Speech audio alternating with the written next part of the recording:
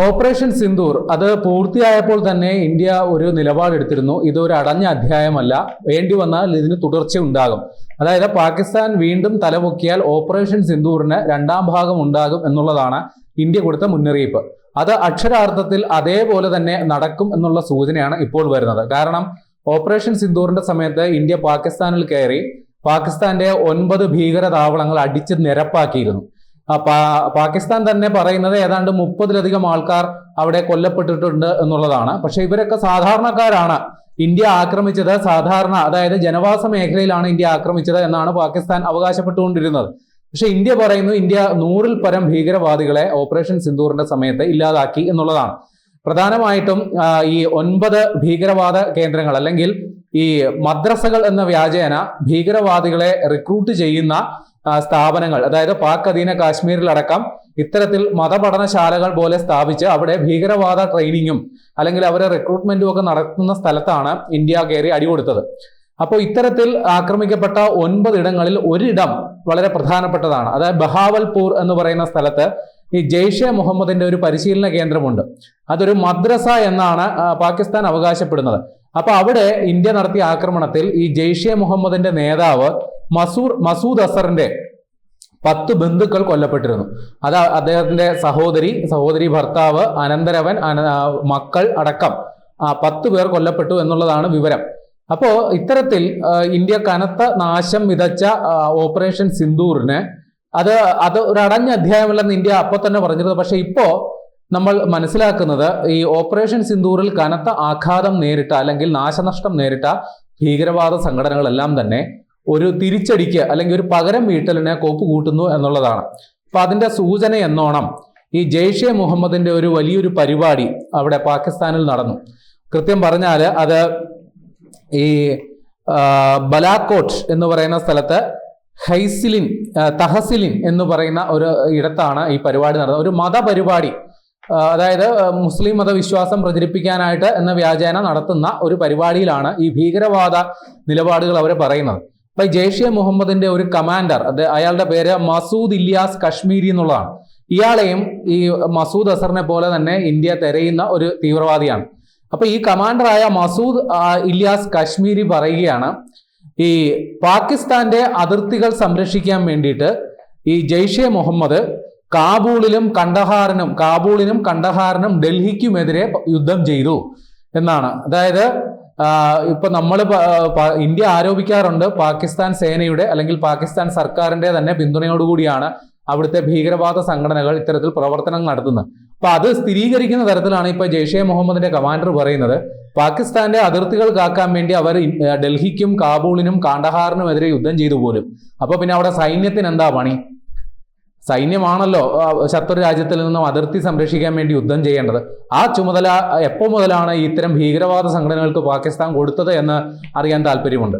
ഏതായാലും അവർ സ്വയം അവകാശപ്പെടുന്നു ഇങ്ങനെ. അപ്പൊ നമുക്ക് നേരത്തെ ഉള്ള ആരോപണത്തിന് ഒരു സ്ഥിരീകരണവുമായി പാകിസ്ഥാൻ സർക്കാരിന്റെ എല്ലാ അനുഗ്രഹാശിസുകളോടും കൂടി അല്ലെങ്കിൽ ധനസഹായത്തോടു കൂടി അല്ലെങ്കിൽ പരിശീലനത്തോടു കൂടി തന്നെയാണ് ഇത്തരം ഭീകരവാദ സംഘടനകൾ അവിടെ പ്രവർത്തിക്കുന്നത് എന്നാണ് മനസ്സിലാക്കേണ്ടത്.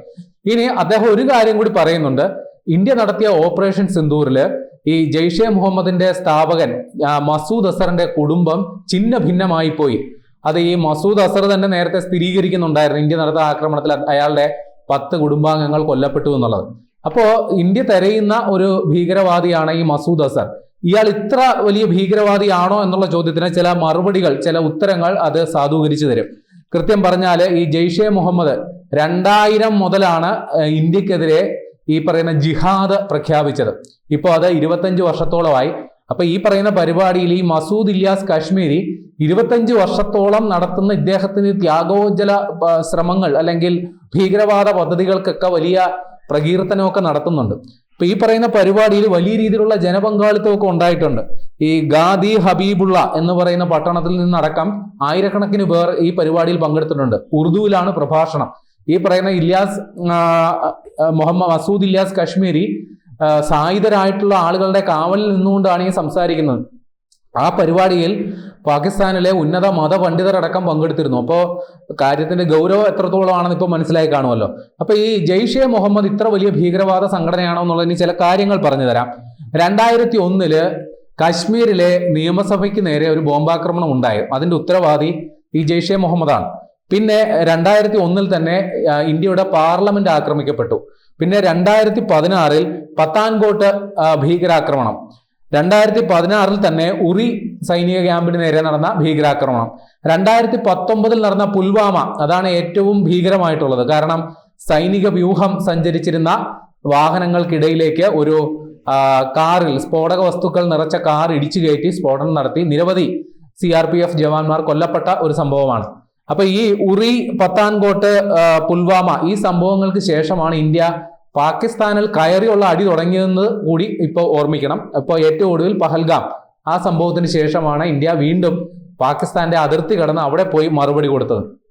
അപ്പൊ ഇവിടെ ഞാൻ നേരത്തെ പറഞ്ഞതുപോലെ 2000 മുതൽ ഇത്തരത്തിൽ ഇന്ത്യക്കെതിരെ ജിഹാദ് പ്രഖ്യാപിച്ച ഒരു സംഘടനയാണ് ജെയ്ഷെ മുഹമ്മദ്, അല്ലെങ്കിൽ ഈ മസൂദ് അസർ എന്ന് പറയുന്നത്. ഈ മസൂദ് അസറാണ് മുമ്പ് കാണ്ഡഹാർ വിമാനറാഞ്ചൽ നടന്നപ്പോൾ ബന്ദികളെ വിട്ടുകിട്ടുന്നതിന് പകരമായി ഇന്ത്യ മോചിപ്പിച്ച ഒരു ഭീകരവാദി കൂടിയാണ് ഇയാൾ. അപ്പോൾ ഒരു കാലത്ത് ഇന്ത്യയുടെ പിടിയിലായിരുന്നു, ഇപ്പോൾ ഇന്ത്യ തെരയുന്ന ഭീകരവാദികളിൽ ഒന്ന്. ഇപ്പൊ ഇന്ത്യയും പാകിസ്ഥാനും തമ്മിലുള്ള നയതന്ത്ര ബന്ധം വഷളാകുന്നതിലെ ഒരു കണ്ണി കൂടിയാണ് ഇയാൾ. കാരണം പാകിസ്ഥാൻ അവകാശപ്പെടുന്നത് ഇയാളെ പാകിസ്ഥാൻ ഭരണകൂടം അറസ്റ്റ് ചെയ്ത് ഇപ്പോൾ കരുതൽ തടങ്കലിൽ വെച്ചിരിക്കുകയാണെന്നുള്ളതാണ്. പക്ഷെ വാസ്തവം എന്തെന്നാൽ ഇദ്ദേഹം എല്ലാവിധ സുഖ സൗകര്യങ്ങളോടും കൂടി അയാളുടെ വീട്ടിൽ കഴിയുന്നു. അതിന് പാകിസ്ഥാൻ സേന കാവല് നിൽക്കുന്നു എന്നുള്ളതാണ് വാസ്തവം. പക്ഷെ പാകിസ്ഥാൻ അത് ഒരു തരത്തിലും അംഗീകരിച്ചു തരുന്നില്ല. ഇപ്പൊ പാകിസ്ഥാന്റെ തന്നെ ബിലാവൽ ഭൂട്ടോ മുൻ വിദേശകാര്യ മന്ത്രിയാണ്. അയാള് പറയുന്നത് ഇപ്പോ ഭരണ മുന്നണിയിലെ ഭാഗം കൂടിയാണ്. അപ്പോൾ പാകിസ്ഥാൻ സർക്കാർ പറയുന്നതായിട്ട് തന്നെ കണക്കാക്കാം. ബിലാവൽ ഭൂട്ടോ പറയുന്നത് ഇന്ത്യ തെളിവ് തന്നാൽ ഈ പറയുന്ന മസൂദ് അസർ പാകിസ്ഥാനിൽ ഉണ്ട് എന്ന തരത്തിൽ ഇന്ത്യ തെളിവ് തന്നാൽ മസൂദ് അസറിനെ അറസ്റ്റ് ചെയ്ത് ഹാജരാക്കുന്നതിൽ ഞങ്ങൾക്ക് സന്തോഷമേ ഉള്ളൂ. മസൂദ് അസർ ഇപ്പോൾ വാസ്തവത്തിൽ പാകിസ്ഥാനിലല്ല,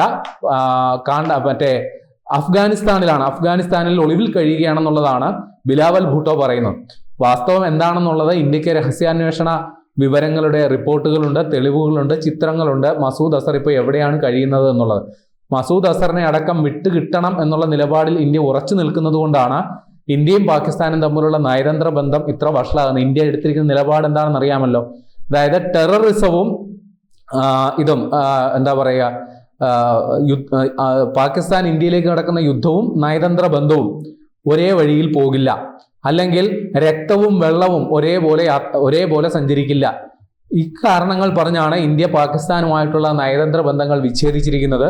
അതേപോലെ നമ്മൾ സിന്ധു നദീജല കരാർ റദ്ദാക്കി വെച്ചിട്ടുണ്ട്. അതിൻ്റെയും കാരണം പറഞ്ഞ് ഇങ്ങനെയാണ്. അപ്പൊ ഈ സിന്ധു നദീജല കരാർ അടക്കം പുനഃപരിശോധിക്കുന്നതിന് ഇന്ത്യ വെച്ചിരിക്കുന്ന വ്യവസ്ഥകളിൽ ഒന്ന് ഈ മസൂദ് അസറിനെ അടക്കമുള്ള ഭീകരവാദികളെ ഇന്ത്യക്ക് വിട്ടുകിട്ടണമെന്നുള്ളതാണ്. അപ്പൊ അത്രയ്ക്ക് വലിയ ആൾക്കാരാണ് അവിടെ പാകിസ്ഥാന്റെ സംരക്ഷണയിൽ കഴിയുന്നത് എന്നുകൂടി ഓർക്കണം. അപ്പൊ ഇപ്പോ ജെയ്ഷെ മുഹമ്മദ് ഇത്ര വലിയ ഒരു ശക്തി പ്രകടനം നടത്തുന്നു, ഇന്ത്യക്കെതിരെ പ്രതികാരം ചെയ്യും എന്ന തരത്തിൽ നിലപാടുകൾ എടുക്കുന്നു. അപ്പോൾ നമുക്ക് ഒരു കാര്യം കൂടി ഉറപ്പിച്ചു പറയാം, ഓപ്പറേഷൻ സിന്ദൂർ എന്ന് പറയുന്നത് ഒരു ഒറ്റപ്പെട്ട സംഭവമായിരിക്കില്ല. അതിനൊരു തുടർ പരമ്പര ഉണ്ടാകും. അത് ഉണ്ടായില്ലെങ്കിൽ അത് ഇരന്നു വാങ്ങുന്ന പരിപാടി പാകിസ്ഥാൻ ചെയ്യും എന്നുള്ള കാര്യത്തിലും ഉറപ്പാണ്.